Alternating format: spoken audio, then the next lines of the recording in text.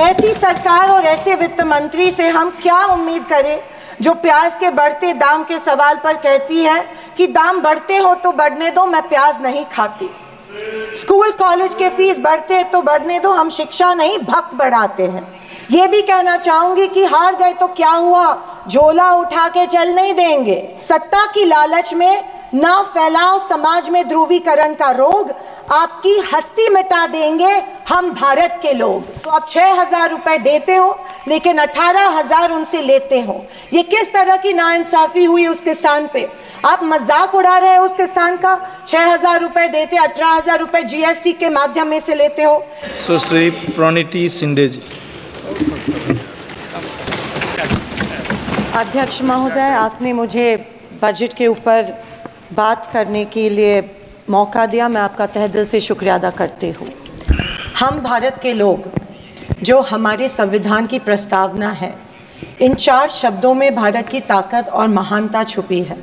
न कोई जात, न धर्म, न भाषा, न पहराव, सिर्फ हम भारत के लोग, इसी में ही हमारी पहचान है और इसी में हमारी गरिमा बसी हुई है। पर पिछले कुछ सालों में इस पहचान को, इसी ताकत को धर्म की राजनीति से कमज़ोर बनाया गया है। आज 2024 के बजट पर बात करने के लिए आपने मुझे मौका दिया। मैं थोड़ा आपको इतिहास में ले जाना चाहती हूँ। हम सब जानते हैं और पूरा विश्व ये मानता है कि कुछ शतकों पहले भारत सोने की चिड़िया थी। उस समय जीडीपी और इस प्रकार की चीज़ें नहीं थी, पर भारत इकोनॉमिकली और कल्चरली विश्व की एक महाशक्ति थी। और हम ये भी जानते हैं कि भारत में शूरवीरों की कोई कमी नहीं थी। बावजूद इसके मुट्ठी भर हमलावरों ने हमें कई बार लूटा, और न सिर्फ लूटा, हमें सैकड़ों साल गुलाम बनाए रखा। ऐसे क्यों हुआ? पहले मुगल, फिर अंग्रेज ने भारत पर राज किया। ये वो कर पाए क्योंकि सोना, चांदी, हीरे जवाहरात, पैसे की कोई कमी नहीं थी। लेकिन कमी सिर्फ एक बात की थी, और वो थी सामाजिक एकता की। धन, दौलत, ताकत कुछ मुट्ठी भर राजाओं और समाज के ठेकेदारों के पास थी। 90% समाज प्रताड़ित था, और मैं ये कहूँगी कि जानबूझकर इन्हीं समाज के ठेकेदारों के द्वारा देश गरीब रखा गया था। आज हमारा देश दुनिया की 5वीं लार्जेस्ट इकोनॉमी है, और मुझे ये उम्मीद ही नहीं बल्कि पूरा विश्वास है कि हम जल्द ही दुनिया की पहले नंबर की इकोनॉमी बनेंगे, क्योंकि इसके प्रगति की मजबूत नींव स्वतंत्रता के बाद के सरकार ने रखी थी।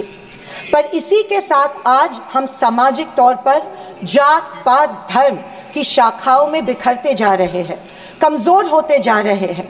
फाइनेंशियल इनइक्वालिटीज़ बढ़ती जा रही है। पैसा और सत्ता कुछ चंद ठेकेदारों के पास संचित हो रहा है, या मैं ये कहूँगी कि सत्ता की लालसा में ऐसा करवाया जानबूझ के जा रहा है। मेरी ये सब बातें कहने का तात्पर्य यही है कि समाज की प्रगति सिर्फ मजबूत इकोनॉमी से ही नहीं, समाज की एकता में है, और हमें इतिहास में हुई गलतियों को दोहराने से बचना चाहिए। बीजेपी पिछले 1 दशक से सत्ता में है, पर इनके मुताबिक आज भी हिंदू खतरे में है। क्या ये हकीकत है, या फिर बीजेपी हिंदुओं को इस डर में रखकर अपनी राजनीति चमका रही है?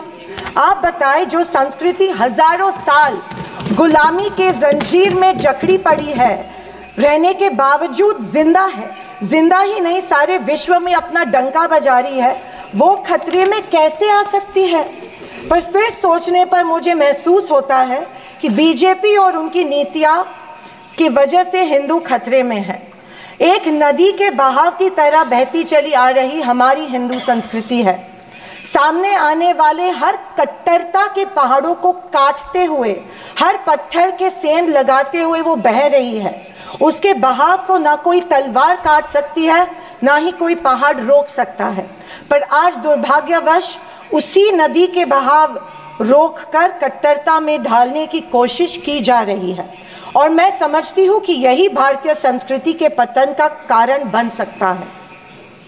अध्यक्ष महोदय, डॉक्टर बाबा साहेब अम्बेडकर ने बनाए गए संविधान के बदौलत पिछड़े और दलित वर्ग को आरक्षण के जरिए समाज में स्थान और सम्मान मिला, पर आज वह आरक्षण भी इनके नज़रों में खटक रहा है।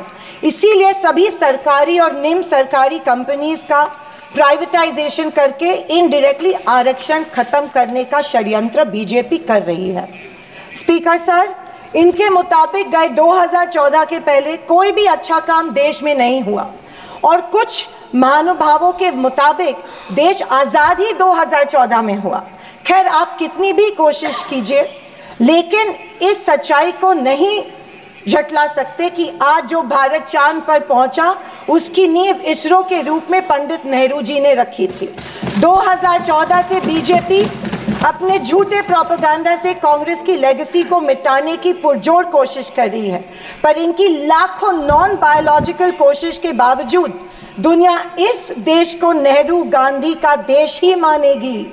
ये दुनिया की किसी भी कोने में जब जाते हैं तो इनको गांधी जी के प्रतिमा के सामने ही नतमस्तक होना पड़ता है। ऐसी सरकार और ऐसे वित्त मंत्री से हम क्या उम्मीद करें जो प्याज के बढ़ते दाम के सवाल पर कहती है कि दाम बढ़ते हो तो बढ़ने दो, मैं प्याज नहीं खाती।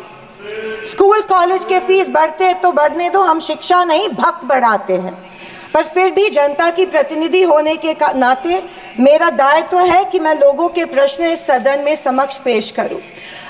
अध्यक्ष महोदय, पंतप्रधान किसान सम्मान योजना के बारे में मैं बोलना चाहती हूं। पंतप्रधान किसान योजना के माध्यम से किसानों को सालाना 6,000 रुपये दिए जाते हैं। 2,000 रुपये 3 इंस्टॉलमेंट्स में दिए जाते हैं। 2,000 रुपये दिए जाते हैं, लेकिन 18% फर्टिलाइजर्स के सैक पे उनको जीएसटी के माध्यम से देना पड़ता है। एक किसान एक साल में कम से कम 1 लाख के फर्टिलाइजर खरीदता है, तो आप 6,000 रुपये देते हो लेकिन 18,000 उनसे लेते हो। ये किस तरह की नाइंसाफी हुई उस किसान पे? आप मजाक उड़ा रहे हो उस किसान का। 6,000 रुपये देते, 18,000 रुपये जीएसटी के माध्यम में से लेते हो। जब यूपीए की सरकार थी तब फर्टिलाइजर्स और औजारों पे से जीएसटी एग्जेम्प्ट की गई थी। मेरी मांग है कि 2,000 रुपये का जो अमाउंट है, जो 6,000 सालाना मिलते हैं, वो बढ़ा के 12,000 किए जाने चाहिए।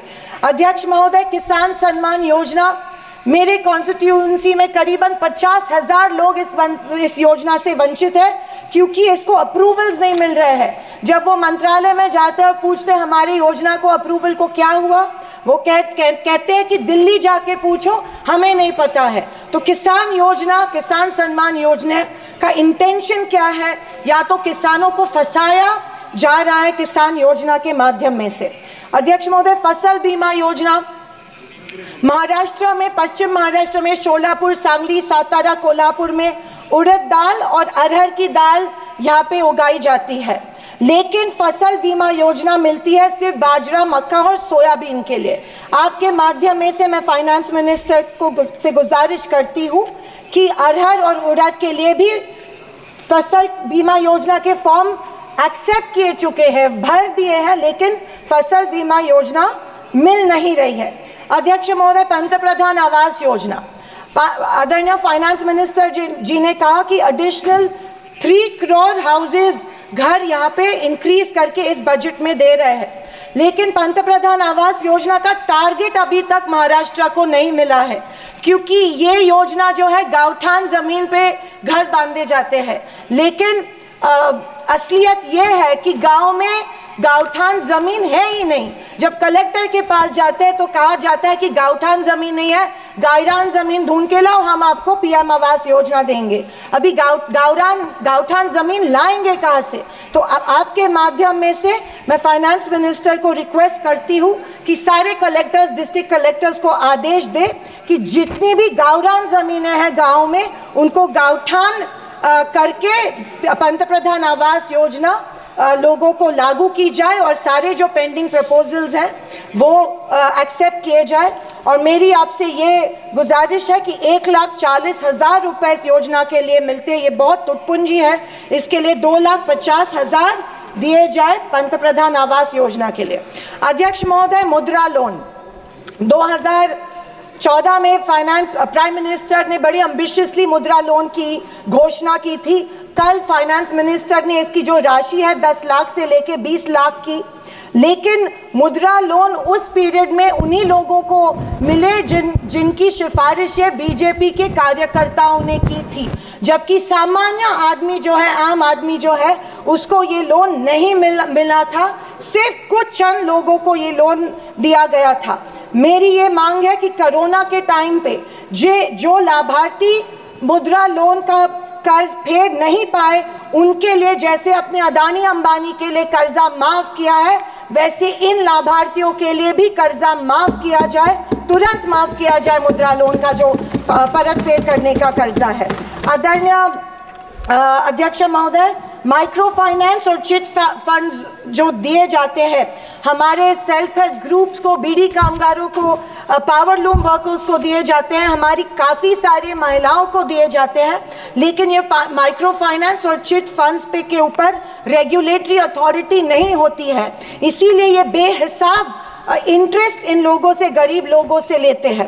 अध्यक्ष महोदय, मुझे इस बात का दुख हो रहा है कि कल के बजट के स्पीच में हमारी अन्न धान्य सुरक्षा योजना जो है, अन्न सुरक्षा योजना जो यूपीए सरकार ने लाई थी, उसके बारे में फाइनेंस मिनिस्टर ने कोई जिक्र नहीं किया। पिछले 10 साल से हमारे देश का जो गरीब है उसको एपीएल कार्ड धारक को अन्न धान्य योजना का लाभ नहीं मिल रहा है। 10 साल से करोड़ों लोग इस योजना से वंचित रह रहे हैं, भूखे मर रहे हैं, और जैसे शैलजा जी ने कहा था, कुपोषण का प्रमाण जो है हमारी देश में बढ़ रहा है। गरीब लोगों से जानबूझ के एक form, give up subsidy form जानबूझ के भरा जा रहा है, उनको बिना बताए कि अगर ये फॉर्म आप भरेंगे तो आपकी फूड सब्सिडी कट हो जाएंगी। ये ज़बरदस्ती उनसे ये फॉर्म भरवा रहे हैं ताकि उनको इस योजना, जो कि कांग्रेस की योजना थी, उसका लाभ न मिले, और इसके वजह से ढेर सारे लोग भूखे हमारे देश में मर रहे हैं। मैं फाइनेंस मिनिस्टर से ये गुजारिश करती हूँ कि एपीएल कार्ड धारक को तुरंत इस योजना का लाभ मिला जाए और सारे के सारे जितने भी लोग हैं उनको धान मिला जाए। अध्यक्ष महोदय, कल के स्पीच में आंध्र प्रदेश और बिहार के ऊपर बहुत प्यार जताया गया। मुझे उस बात से कोई कंप्लेंट नहीं है, पर महाराष्ट्र से इतनी नफरत क्यों नहीं महाराष्ट्र की तरफ उतना ही प्यार जताया गया जो बिहार और आंध्र प्रदेश के जताया गया? क्योंकि उनको पिछले लोकसभा में कम सीटें मिली, या शायद उनको अंदाज़ा आया कि आने वाले इलेक्शन में उनको वो चुनाव हारने वाले हैं। मैं वित्त मंत्री को बताना चाहती हूँ कि महाराष्ट्र में हिंदवी स्वराज की नींव महाराष्ट्र में रखी गई थी। कणखर देशा, राकट देशा, दगडाचा देशा, महाराष्ट्र देशा, ये हमारे प्यारे महाराष्ट्र के बारे में कहा जाता है, लेकिन अफसोस है कि महाराष्ट्र की तरफ कोई ध्यान नहीं दिया जा रहा है, सिर्फ महाराष्ट्र का इस्तेमाल किया जाता है। अध्यक्ष महोदय, रेलवेज के बारे में बोलूँ तो रेलवेज में स्लीपर कोच की संख्या जो है वो कम कर रहे हैं और फर्स्ट क्लास और सेकंड क्लास की संख्या बढ़ा रहे हैं। देश का जो आम गरीब आदमी है वो स्लीपर कोच से ट्रैवल करता है, वो फर्स्ट क्लास और सेकंड क्लास से नहीं किया जाता है। मैं आपके माध्यम में से मेडन स्पीच माध्यम में से गुजारिश करती हूँ कि स्लीपर कोचेस की संख्या बढ़ाई जाए। अध्यक्ष महोदय, मेरी शोलापुर के कुछ मांगे रखती हूँ और मैं समाप्त करती हूँ। हमारे शोलापुर में एयरपोर्ट है लेकिन एयर सर्विस नहीं है। उड़ान स्कीम में आया गया है, लेकिन जानबूझ के वहाँ पे जो चिमनी थी, ऑब्स्ट्रक्शन था, वो तोड़ा गया, लेकिन अभी तक वहाँ पे एयर सर्विस शुरू नहीं है। बोरामनी एयरपोर्ट है, वहाँ पे इंटरनेशनल एयरपोर्ट के लिए फंड्स एक बार दिए गए लेकिन फिर फंड्स नहीं दिए गए। मैं वित्त मंत्री से गुजारिश करती हूँ कि बोरामनी एयरपोर्ट के लिए फंड्स दिए जाए। मंगावेड़ा जो हमारा तालुका है, वहाँ पे जो इरिगेशन स्कीम है, वहाँ के 35 गांव जो है वो पानी से वंचित है। मैं विनती करती हूँ कि वो गांव के लिए भी आप इरिगेशन स्कीम जल्द से जल्द अप्रूव करें। अंत में मैं यही कहना चाहती हूँ कि बीजेपी विपक्ष की अवहेलना कर रही है कि हमें इतनी सीट्स मिली, जनता ने अस्वीकार किया, पर आपके 400 पार का क्या हुआ? पर मैं उनसे कहना चाहूँगी कि हम स्वीकार करते हैं कि सरकार बनाने के लिए पर्याप्त सीट्स नहीं जीत पाए। हाँ, हम हमारी बातें जनता को बेहतर तरीके से शायद नहीं समझा पाए, लेकिन ये भी कहना चाहूँगी कि हार गए तो क्या हुआ, झोला उठा के चल नहीं देंगे, यही डटे रहेंगे। एक मजबूत विपक्ष के रूप में भारत की जनता की आवाज बुलंद करते रहेंगे, सिर्फ और सिर्फ इस देश के लिए और इस देश के जनता के लिए। और आखिरी कुछ शब्द कह के मैं समाप्त करना चाहूंगी कि सत्ता की लालच में ना फैलाओ समाज में ध्रुवीकरण का रोग, सत्ता की लालच में ना फैलाओ समाज में ध्रुवीकरण का रोग, आपकी हस्ती मिटा देंगे हम भारत के लोग। जय हिंद, धन्यवाद, जय महाराष्ट्र। धन्यवाद।